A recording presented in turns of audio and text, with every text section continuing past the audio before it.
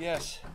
Oh, let me do this before we get started. I know it's been all over the news, but the Commonwealth really was dealt an unbelievable blow that is going to take decades to fix. These tornadoes came through, and the deaths, the destruction, you see the pictures. Our team, we knew about it, we were tracking it, went to the grotto this morning before we shot around. We talked about it after the game. I said we play basketball. This is someone losing their mother and working in a warehouse or working for Amazon, and all of a sudden, this happens. It's just, so now it's like, all hands on deck. And I believe Tuesday we're going to do a telethon and have my team really engaged in this. And,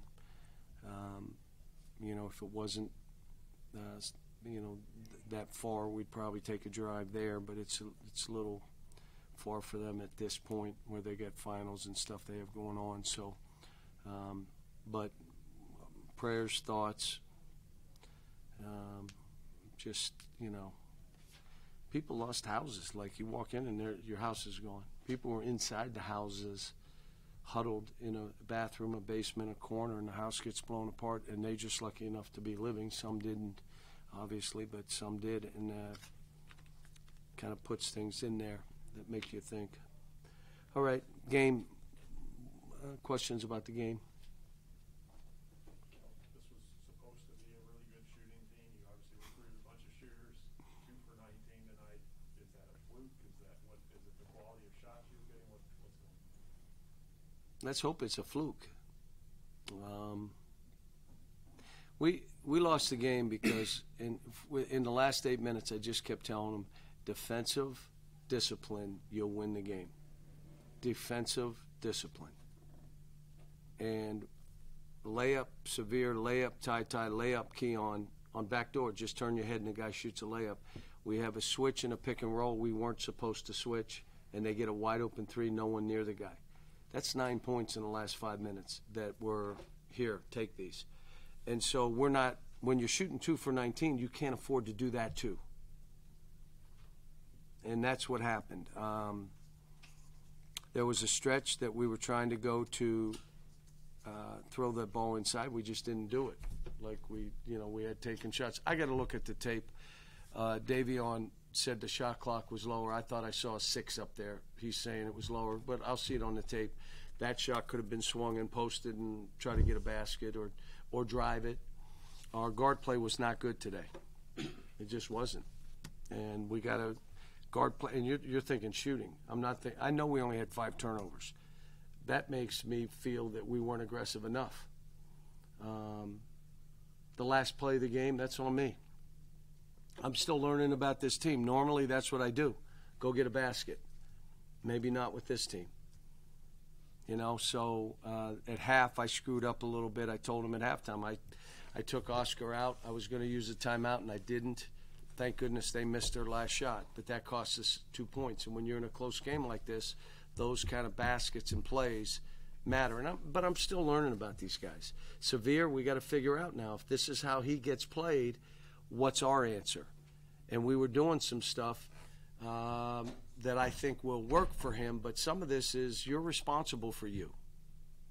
And so we'll figure it out. And I also think, teams are going to double team and maybe the threes will be wide open, but they were pretty wide open today too. I mean, it's hard to win a game going 2 for 19, but here's what I'd say. Most of that game we fought. The 2 plays that Davion made and Kellen made to put us up 1 were amazing. But that discipline you have to have. Here's what I think happened. I think they played not to lose. So now you're frozen. You're hoping they miss versus you make them miss because you're playing to win.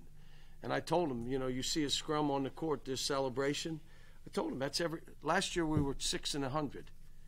And if we got beat, there was a scrum on the court. That's what it is here. You have to play to win. You cannot play not to lose. Because if you play not to lose, you lose. I guys. Let's get some questions from student athletes when we get out here. Oscar, did you feel like you fouled him after last time missed the floater? It looked like you reached for him, tried to foul him with like a few seconds left. I did. Like, I grabbed him. They did not call that. Like, they passed the ball. So I did. Could we get them like closer to the microphone? What kind of atmosphere was this playing in this one tonight after having 7 straight games at home? What was it like to come into this one tonight? This one was good for us. One thing we're gonna do, everybody gotta be engaged, like the coach said. You cannot let somebody just get an easy back hit in the back cut.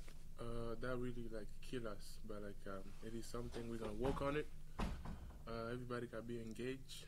It's not gonna be easy. It's gonna get harder and harder. So we're gonna obviously we're gonna go home. We're gonna talk, and I think we're gonna go back. I think we're gonna learn from this. Keep getting better and better every each game.